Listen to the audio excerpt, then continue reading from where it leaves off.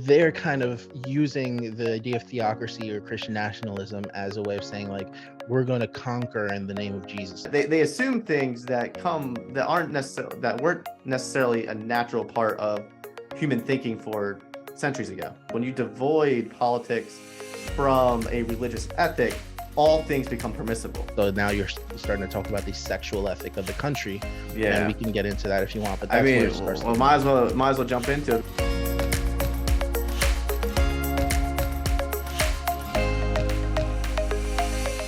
Hello, everyone, and welcome to the channel, the LT World YouTube channel. And today we got a great interview coming up about religion and politics and how they come together with my good friend Angel. How you doing, Angel?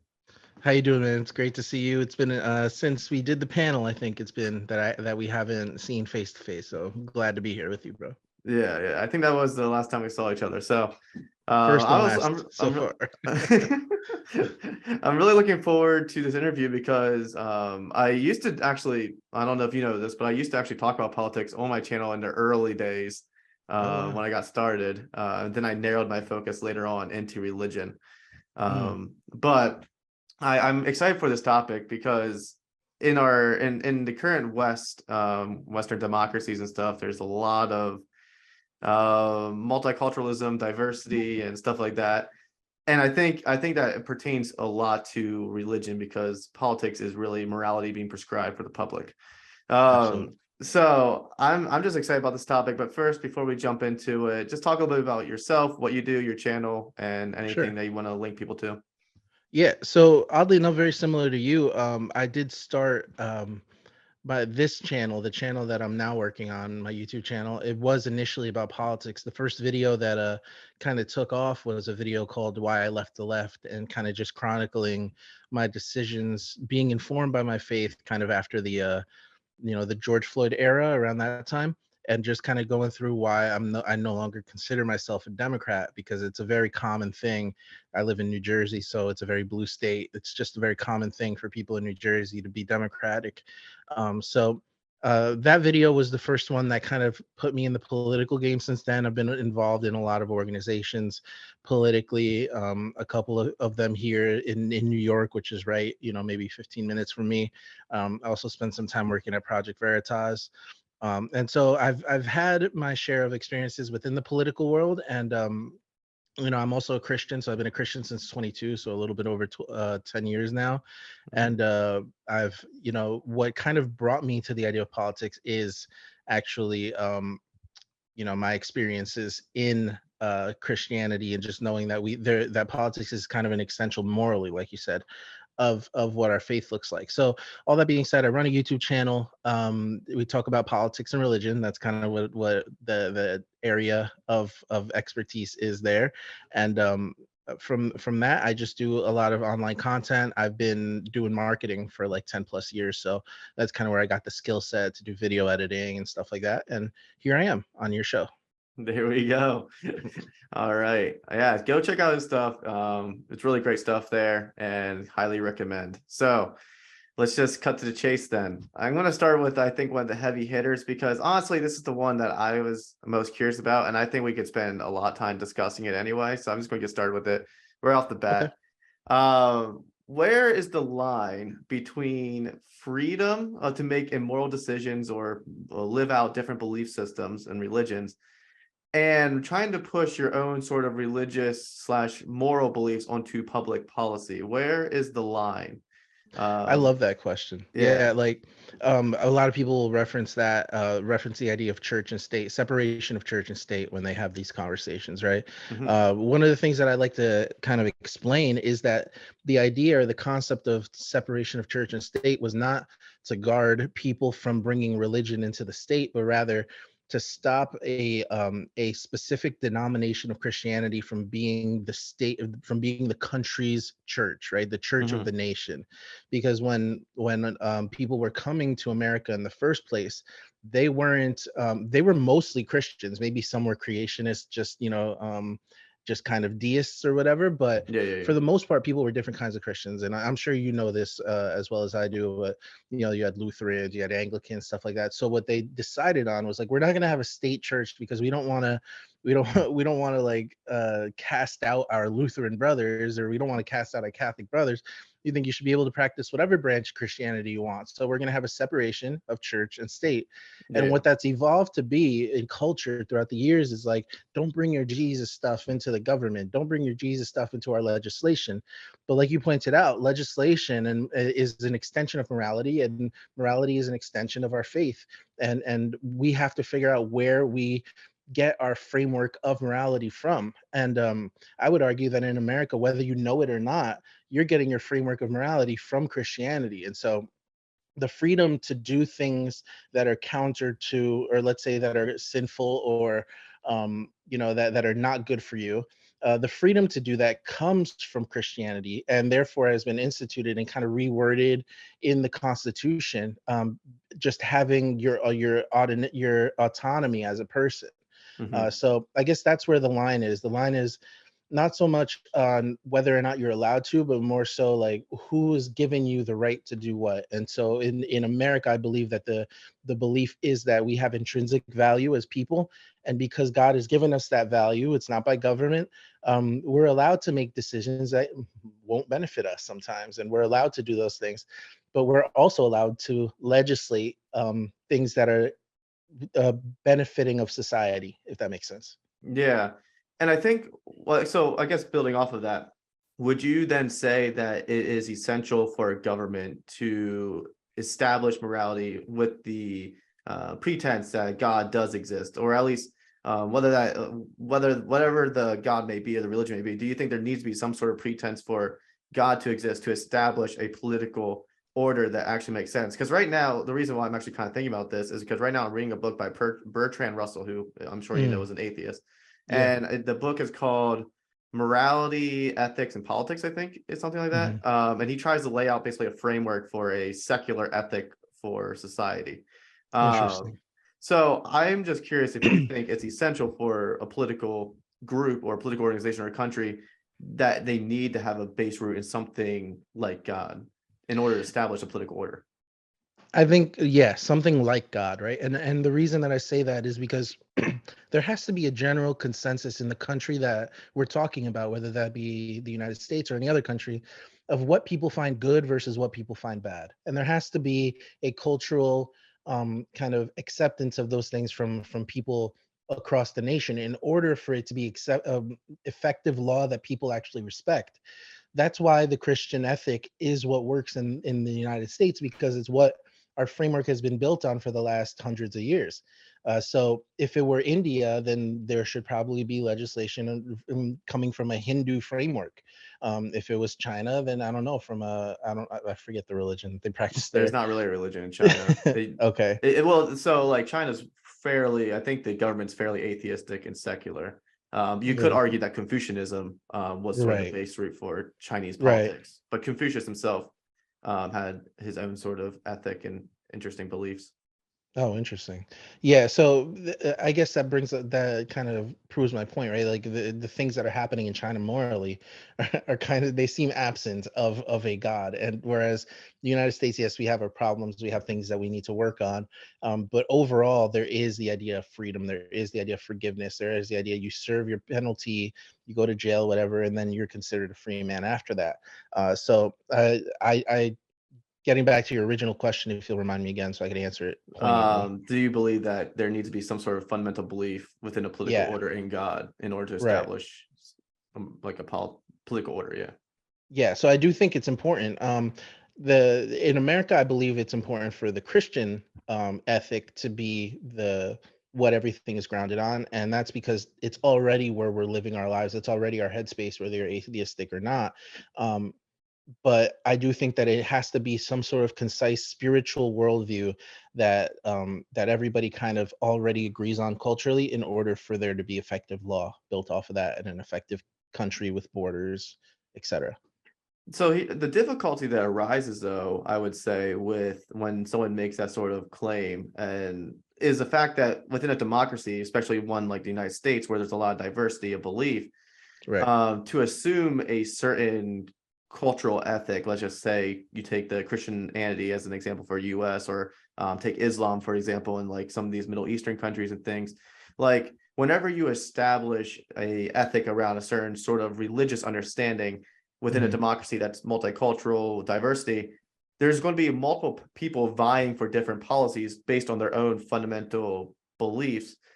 How does that come together in a peaceful manner? How does it actually work itself out within such a diverse nation like the US, if you're going to Yeah. assume a certain principle? I think the idea of it being peaceful depends on the founding morality, right? So, because Christianity tends to be a peaceful religion, there is a way to do that in a peaceful manner. Whereas, let's say in Islamic run countries, it may not be so.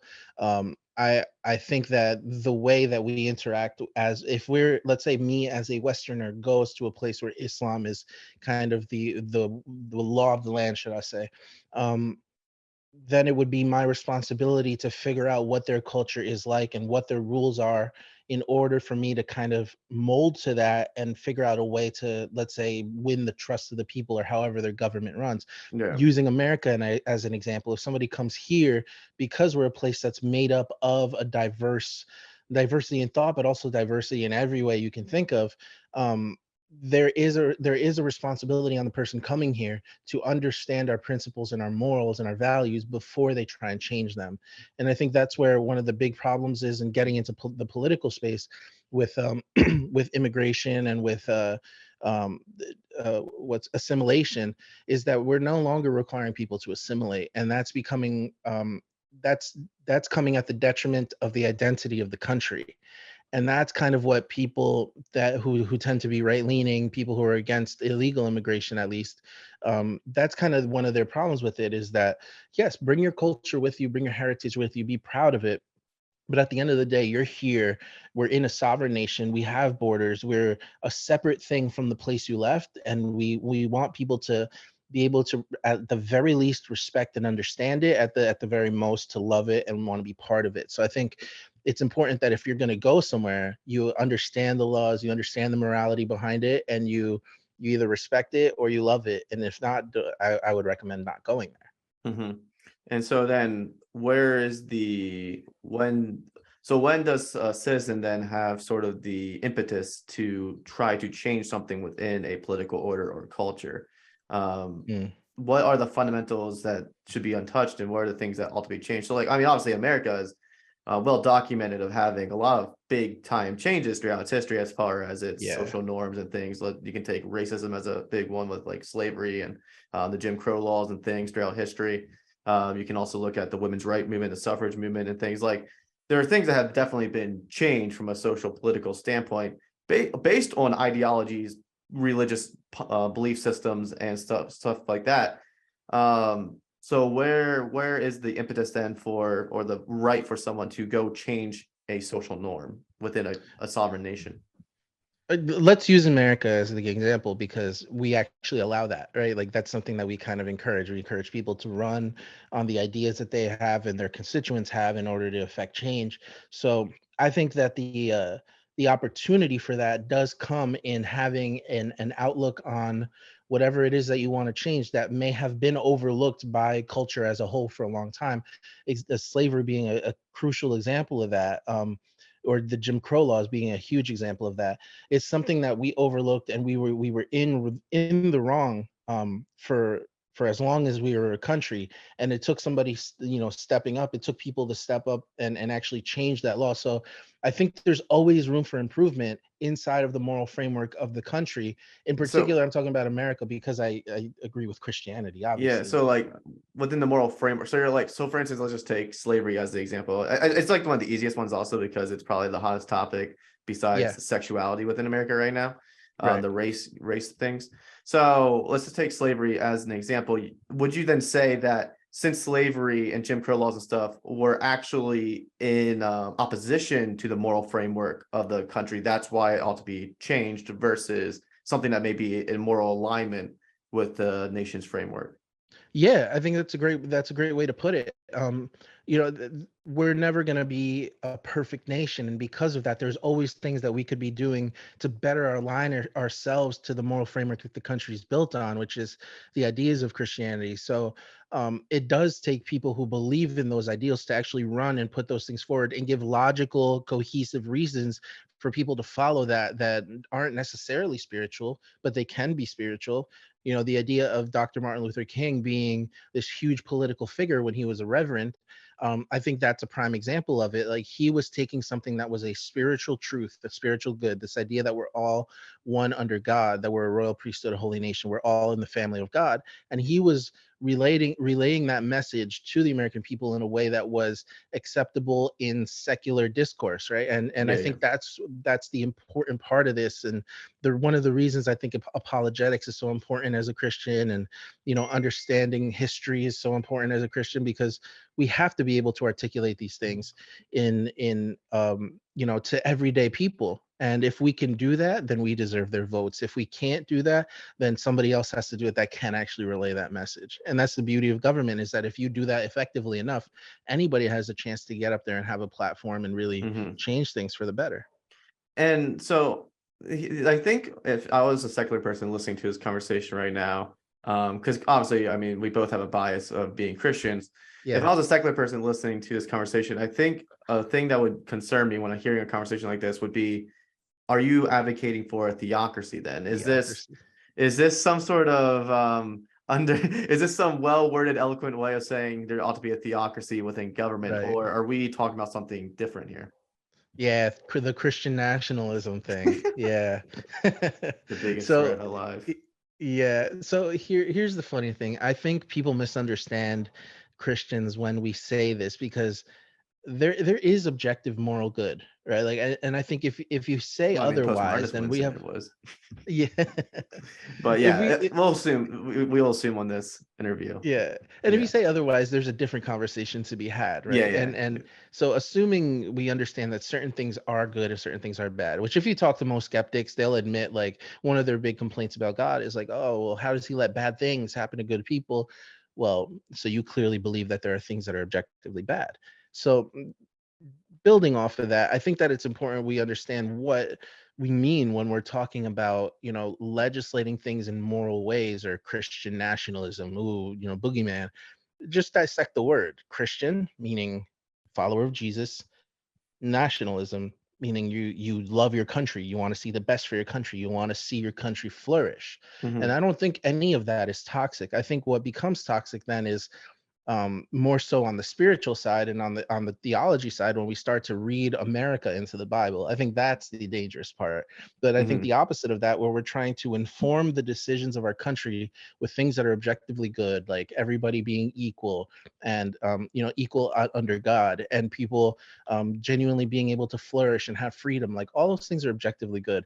I think one of the things that people are imagining we believe in, this idea of theocracy, is more so like imperialism. That's what they Yeah, imagine. I think That they we want to imagine be, some sort of form of like medieval time period. Like yeah, there's gonna be, if you that when the Catholic Church used to basically force baptisms and force conversions, right. even though they probably weren't authentic in any real sense of the word. That's the key right there. Like, these critiques are coming from people that don't really understand the idea of salvation, and so they think that we're trying to legislate people to practice Christianity. But if you understand Christianity, that's impossible to do, because salvation is individual, and you can't legislate a change of heart. So it's kind of counterintuitive to the very idea of Christianity. As a matter of fact, the idea of Christianity is like, you make your choice to follow God, although some Calvinists would disagree with that. But but that's the general idea, right? We as individuals follow God, and hmm if you can't force somebody to be saved. That's not part of Christianity. So they're kind of using the idea of theocracy or Christian nationalism as a way of saying, like, we're going to conquer in the name of Jesus, and that's not what we're trying to do. What we're trying to do is inform the morality of the country, so that we can have the safest, best, most successful, flourishing country possible. And sometimes that comes in opposition to what's popular in the culture. And that's where things get muddy. So now you're starting to talk about the sexual ethic of the country. And we Yeah. can get into that if you want, but I that's where mean, it starts to well, get muddy. might as well jump into it, because like the thing that gets politics so messy is the fact, within a democracy specifically, especially, is that there's so many perspectives on morality, and everyone wants their morality to be prescribed within government to a certain extent. Yeah. So let's just then assume, if you would say that we ought to have some sort of underlying principle that is religious in nature, some sort of belief in God, that allows for a fundamental moral for a political order to properly exist.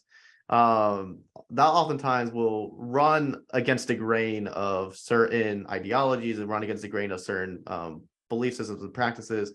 I mean, we could list off a bunch that are currently hot topics, but let's just take sexuality as one. So Okay. most people who are traditional Orthodox monotheistic religions, as a broad swath, Muslims, Christians, and Jews, these Orthodox principles, pretty much all of them reject. All of them say that homosexuality is a sin. They will also often agree that some form of gender fluidity is a sin, and Right. these sexual promiscuity is a sin. So, how does that then play in regard to a democracy where we're saying, hey, everyone has the right to freedom, everyone has the right to make choices? Does this fall under something similar to like stealing and murder, where it's like generally no matter what your thoughts are, it's just wrong? Or is this something that Mm. should be allowed for within individuals if they're doing it so in a way that's consensual, if we're using the word that's popular in this regard? How does that Yeah. play out, or how should that play out from a government standpoint? Yeah, it's a difficult question to answer because you have to prescribe the importance or the weight of human sexuality first. Like what is the proper place for human sexuality? And a lot of us will even disagree on that. Like you said, the Abrahamic religions tend to think the same thing about what the proper role is of human sexuality. And so that really opposes what the cultural acceptance of sexuality is, which is whatever you want it to be and whoever you want to be with. Yeah, I generally think the secular and new ageism sort of approach to sexuality. Yeah. right. So I think this is why the localized structure of government is important, in my opinion. I think the federal government overseeing an entire nation, it's really hard to even get a grasp on things like that. Whereas I do believe that the more localized of the government you can get to do legislation in areas like that. I'm not saying we should legislate against homosexuality or anything, but for example, one of the overflowings of that is the education side of it. What are we teaching children about sexuality, etc.? Hmm. I think localizing that education as much as possible is the solution. So you can go to your local school board and say, I don't want my kid to learn X, Y, and Z until they're old enough to really understand these concepts. And I think there's a solution in that, that allows for the freedom to do what you want if you choose to pursue that as a way of life, or the freedom to avoid that and avoid your children having to grow up understanding these concepts that are honestly way too dense and way too deep for kids to even think about when they're young. So I think localized government gives an opportunity for both sides of that. As far as where human sexuality plays a role in legislation, I don't think it should be legislated. It's something so intimate to you, but I do think that like this is where you get into the idea of the culture war, right? Like what is the norm of the culture and how Hmm. do we as Christians influence that? And I do think we influence that by reminding people of what the upside, what the benefits are of pursuing sexuality in the way God intended, as opposed to how culture has deemed it. And so that's going to be, in my opinion, where politics and culture kind of combine, which is always an interesting conversation, making sure people understand, hey, the statistics on people who actually have premarital sex and then move in before they get married, they actually are disastrous compared to people who are faithfully going to church with, where the divorce rate just like plummets.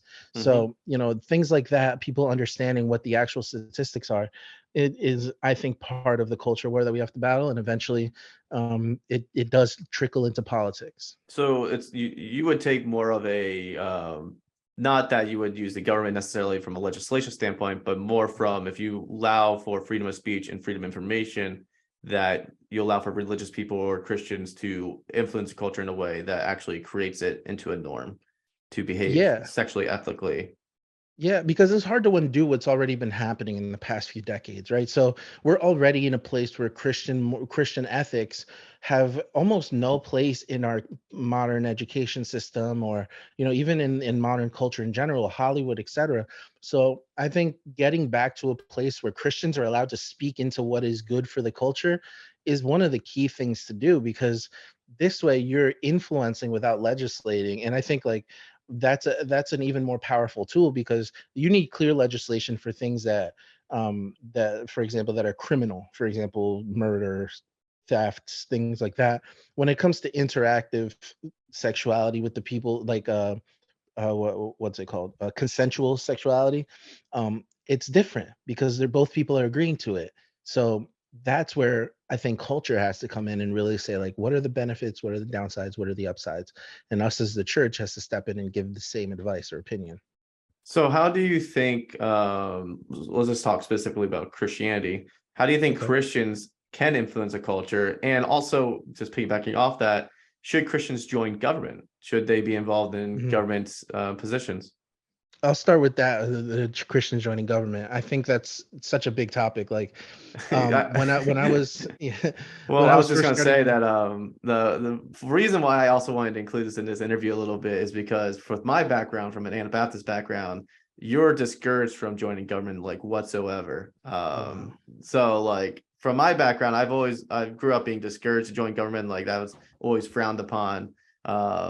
So anyway, I have like my background, I know kind of how people view this topic. I was really curious what your thoughts are, partially for Yeah, that reason. yeah, for sure. Our theology kind of informs this decision a lot, right? Hmm. If you believe in dominionism, obviously you want to join government. Obviously you want to take over the mountain, the sphere of influence of government, and plant your flag, the Christian flag there. Yeah. um I think overall, generally, you should at the very least be educated on the issues, and take on your responsibility as an American, that God has placed you in this country, and so he's given you certain responsibilities as well as certain rights that you should steward properly. How you steward those properly is you be a good citizen, you understand the issues, you vote according to the moral conscience of Christianity, and you make sure that those things are happening in your community. Now, on the bigger thing, getting into actual political positions, I think if you're going to do it, treat it like a missions field. Don't Mhm. treat it as a job. Don't treat it as something that you're going to, you know, that you want to do because you're just passionate about it, but really, Mhm. you know, do it prayerfully, thoughtfully, and really just put yourself in a position of saying, like, I have a moral line I will not cross in order to be in politics. And the minute that Well, I'm asked to cross that line, I'm out.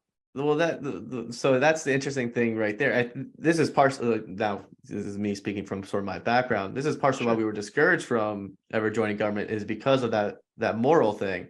Hmm. Where what is actually your obligation from a democracy standpoint? Let's just say you're a representative Hmm. of a state or representative of a county or whatever, however local or big your government representation is your duty to the people and what they want, or is your duty to Mm. your ethic and what you believe is right? Right. Well, I think we can look to like the story of David for that, and really just pull how he was able to kind of do both. He was able to be faithful to the people by being faithful to God and what God wanted for the people. And so I think when you do speak out on behalf of what God wants for your city or for whatever position you're in, there are people that will become your constituents because you're faithful to that, in the same way that when a leader is teaching what the scriptures actually say, people become faithful to that leader, not because of them, but because they understand that they have the first priority in order, which is the word of God. So I think that I'm sorry, go ahead. No, I was just gonna say. So it sounds like you're almost saying when you make when like within democracy, a representative makes their pitch, they Yeah. pitch from a Christian moral, but Yeah. then if they lose favor with the general public, they just allow themselves to be voted out, and they just Yeah. that's basically what it have to boil down to. Oh, 100%. Because what's happening now in politics is very interesting because you had a lot of people using that platform of like, I'm a God-fearing Christian man or woman, and I'm going to be elected into government, and I'm going to serve the people in according to the will of God, X, Y, and Z. And then after a couple, months or whatever, all of a sudden they're cutting all these deals and going back on scriptural things because they need to please their constituents or they need to please their donors, etc. And so there is a place where people will respect that, especially nowadays with like the whole quote unquote dark MAGA thing and all these like little weird like right wing cliques that are happening. Hmm. There's a big place for somebody to say, look, I'm running and I'm not running for you. I'm not running for anybody else. I'm just running solely based on what God wants to do in this country. If you want to support that, you support me. If you don't want to support that, don't support me. And I think it can be effective. And I think it's a place that we eventually need to get to, because if not, like you said, and that's a great critique that the Anabaptist community has of this, is that yeah, eventually you're going to be asked to muddy your moral compass a little bit for the ideas in politics. Well, maybe you donate to the LGBT a little bit so that you can then do some pro-life stuff or whatever. There's always these deals that are happening. Well, So, politics is an art of compromise generally. yeah, right, So right. So I think like there has to be that line in the sand where you say like I'm not going to cross beyond this, and my platform is going to say that very clearly, that the minute that I have to compromise on these things, I'm no longer going to be involved in that side.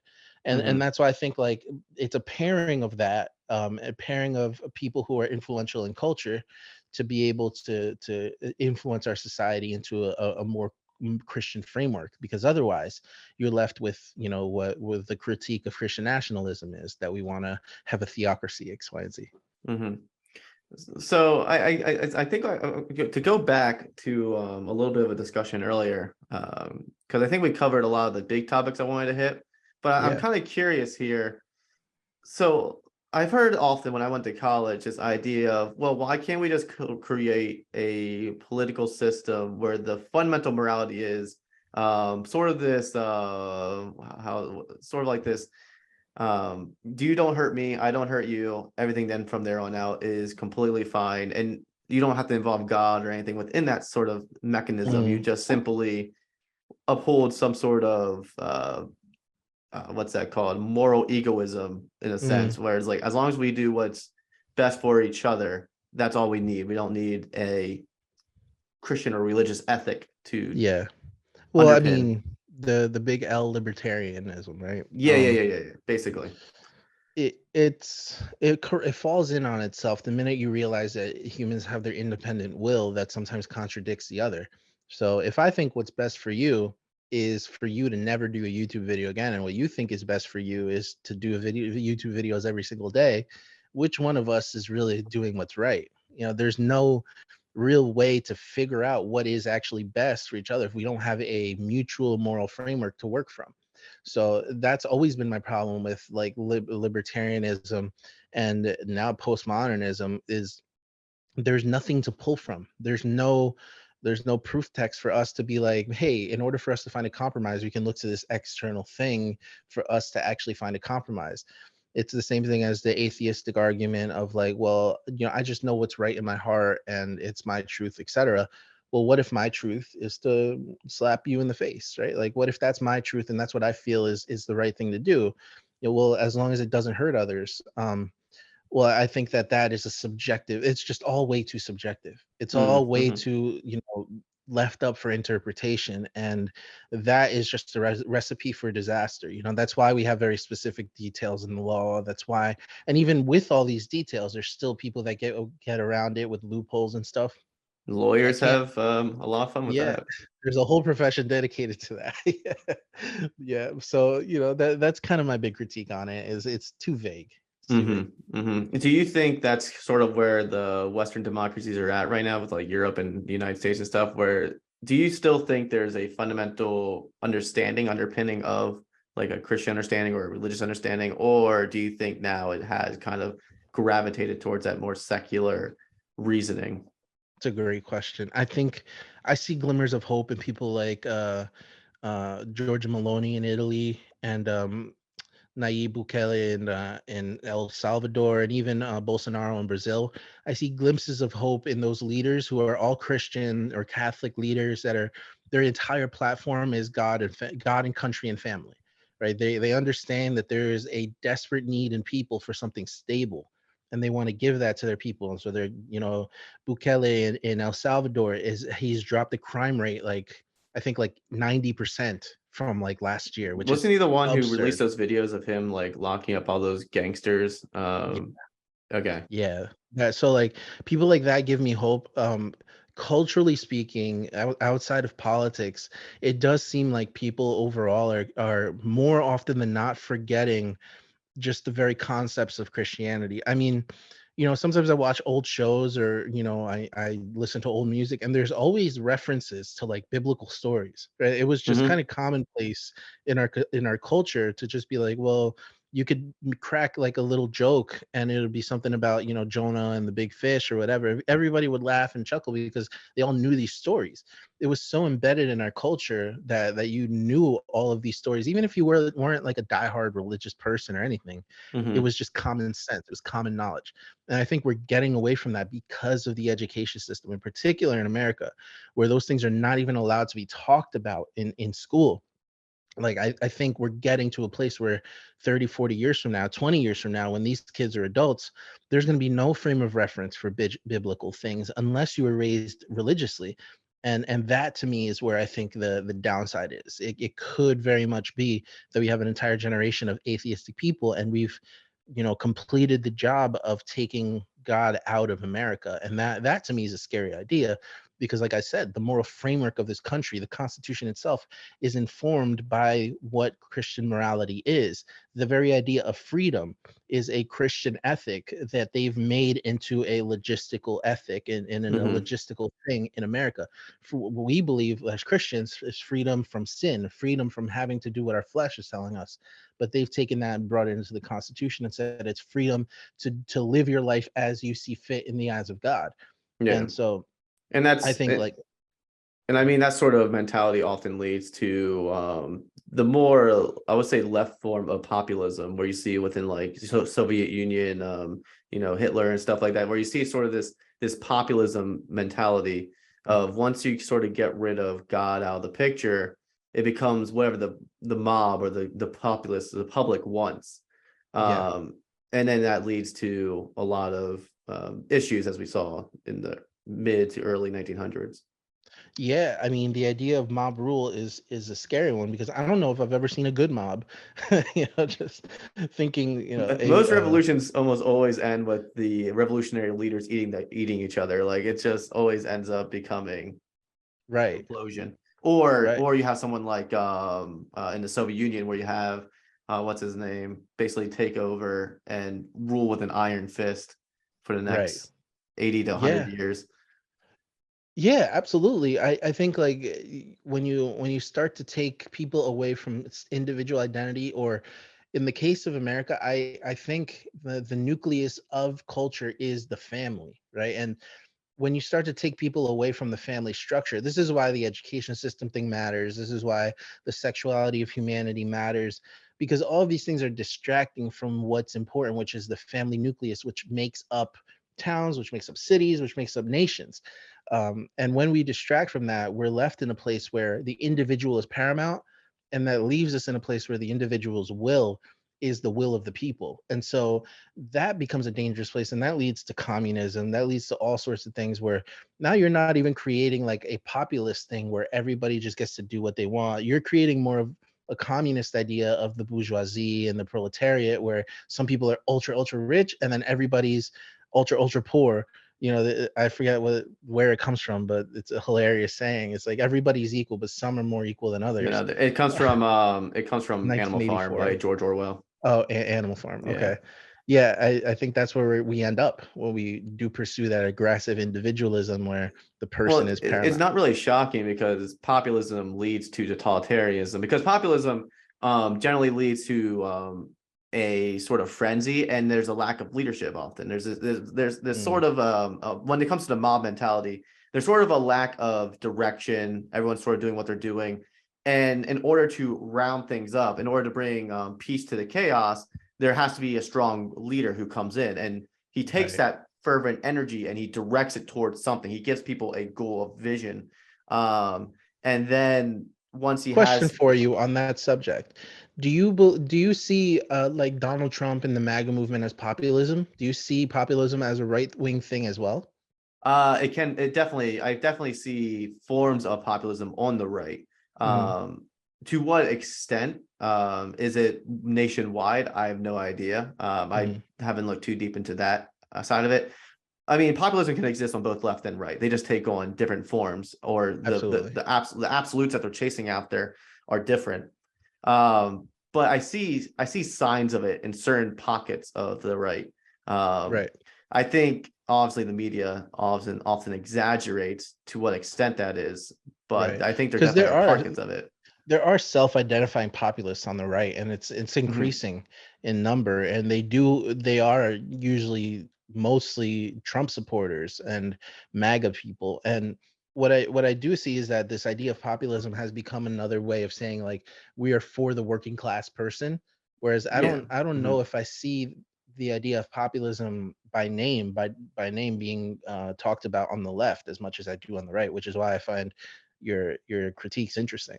Well, populism by definition is generally just like a popular standpoint where a political leader Mhm. leverages a large, vast number of people's pains or frustrations for political gain.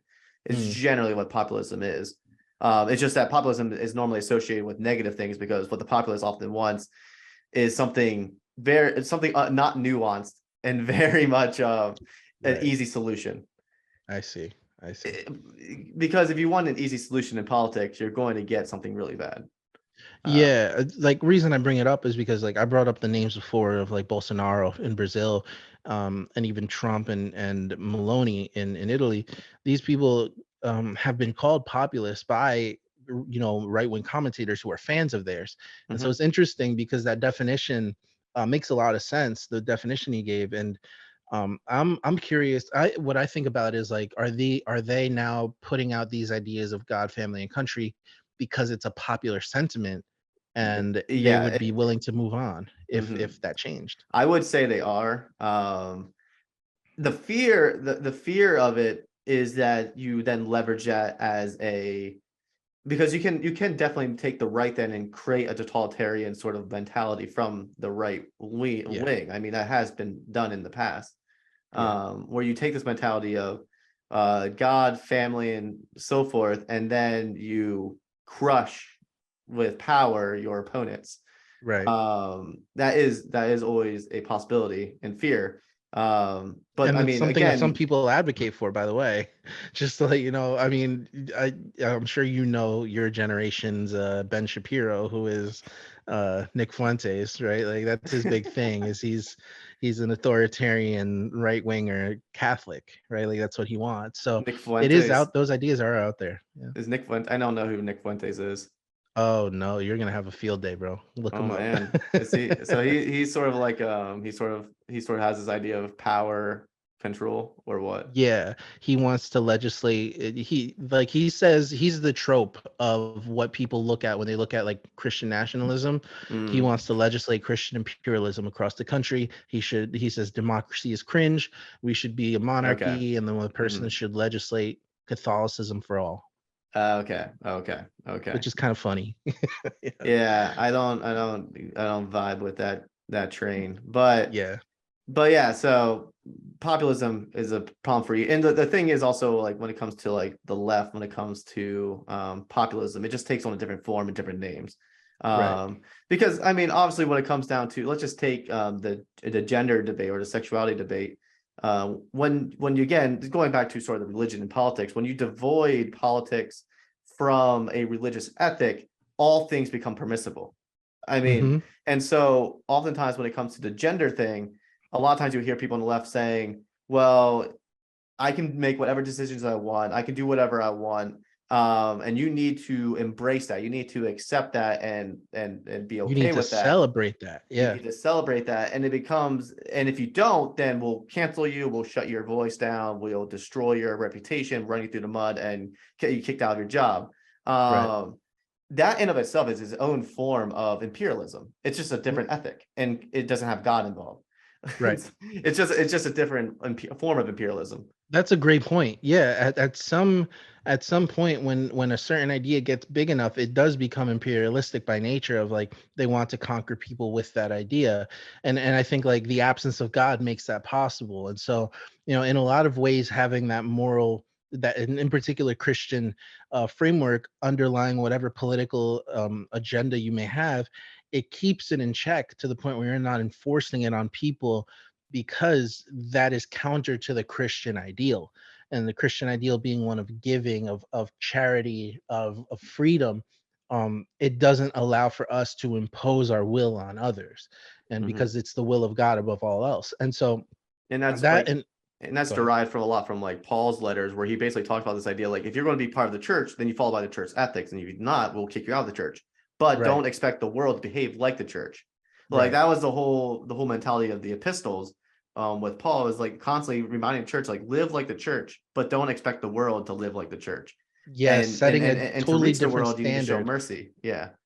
Absolutely. I'm so glad you brought that up because I think that's something even as Christians, I've seen a lot of Christians don't understand. We can't hold the world to the same standard of scripture that we hold each other to. And that becomes even more evident when you extract it out to something like politics, where we can't expect people outside of a Christian nation to live like a Christian nation.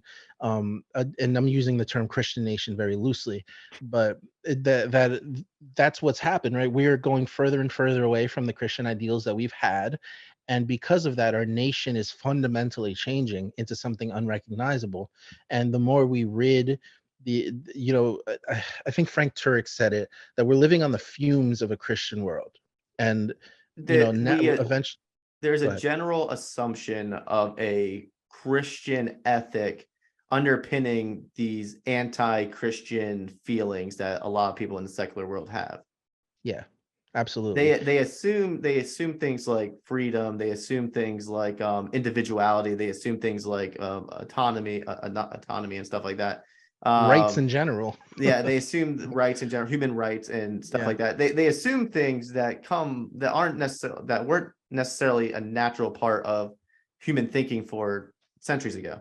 Yeah, which Um, is why, and to bring up like some biblical stuff, like which is why when people retroactively read it in the Bible things about slavery and the prescriptions that are given, the prescriptions that are given about slavery in Scripture are not like um they're not what you would expect from the Bible. They're kind of just showcasing how to deal with that problem because rarely does the Bible prescribe solutions for culture, but it does prescribe solutions for eternity. And so people look at that and they think to themselves, "Oh, the Bible doesn't outright condemn slavery." Well, slavery was something different back then.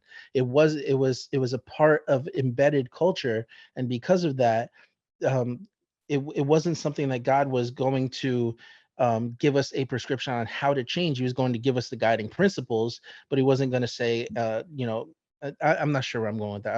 I kind of lost my train of thought, but the whole idea is that we retroactively read into Scripture our modern morals and try and change the way Scripture has informed the past. And I think that's becoming an increasing problem where people are trying to discredit Scripture based on what they know now from a Christian worldview. So it's very interesting to see that kind of like borrowing from God to slap them in the face, that whole thing. yeah, and I mean, people like we're going to have to soon close out here, but people in general will do that with any sort of belief system where they only know a surface level of knowledge about it, and then they will go and make a lot of assumptions or like accusations based on that surface level knowledge. Partially why I run this sort of channel, Yeah, comparative religion channel, is because I'm trying to deepen my own understanding of other religions and perspectives, so that when I do ever, engage with people from different backgrounds, I don't just have a surface level understanding. right. Um, So which I think is such a cool resource. and whenever people have, and that's the thing, whenever people within like a secular communities, because like again, having gone to college, having been on an internship at Penn State, having been I talked to a lot of different people. When it comes to the secular side of things, there's a lot of assumptions about what religious people believe or think, and then when you actually ask them, like, have you ever read the Bible? Have you ever actually studied it? Have you ever actually looked into it? No, not really, but this is what I heard. Like, so Right. and so it's always hard to take those sort of accusations seriously when someone hasn't actually considered what they actually believe. Absolutely, man. But yeah, so I think we covered pretty much all the main topics. Hit all the heavy hitters, probably upset a few people, but that's part of the course. Yeah, I think we've upset everybody just a little bit. Everyone's upset now. Everyone's salty. We talked about the things that you should never talk about: religion and politics. Yeah. All in one video. So that's always nice. But yeah. So any final thoughts or any final words before closing out here on the topic? No, man, I'm glad that you asked the questions you did. They were really well thought out, and I'm glad that we got to talk about them at length because it is something that I think more Christians need to kind of contend with, just how we overlap with politics. And I just want to drive the point home that even if you don't feel the need to get into politics professionally for a living, we should be willing to steward the citizenship that God has given us here in this country, just placing us here in this time in His sovereignty, and really stewarding it properly, which means knowing the problems and being able to vote according to the problems, because it's a privilege that we get that historically we haven't always had as Christians. So the fact that we're here in this time, it's a gift that we're able to be part of that a little bit. So yeah, just use that gift, and that's really what I encourage you with. There we go. All right. Cool, Well, man. I mean, do you want to remind people anything about your channels or anything? Any plugs? Yeah, sure. I'm on Instagram most of the time, _Angel QUIROZ, Quiroz, and I'm also on YouTube. Same thing without the underscore, Angel QUIROZ. And then if you want to see me act wild, I'm also on Twitter _Angel QUIROZ. That's where I go crazy. All right. Yeah. I actually just I got rid of my Twitter not that long ago. I just never used Yeah. it, but yeah. So go check out Angel and all his stuff. Great guy. And also check out the Why Jesus Network, the Why Jesus YouTube channel. I'll try to have all these links in the description as long as I remember. Try to have all these links in the description, but we both are on the Why Jesus YouTube channel, and that's what the panel we were referring to earlier in this video. But thank you everyone for tuning in. If you want to check out any of my other interviews I've done in the past, you can go check out my interview playlist. And if you want to learn more about politics and stuff, go over to Angel's channel and all that good stuff. Like, comment, subscribe, and as always, folks, before I close out, go out there and light the world yourself.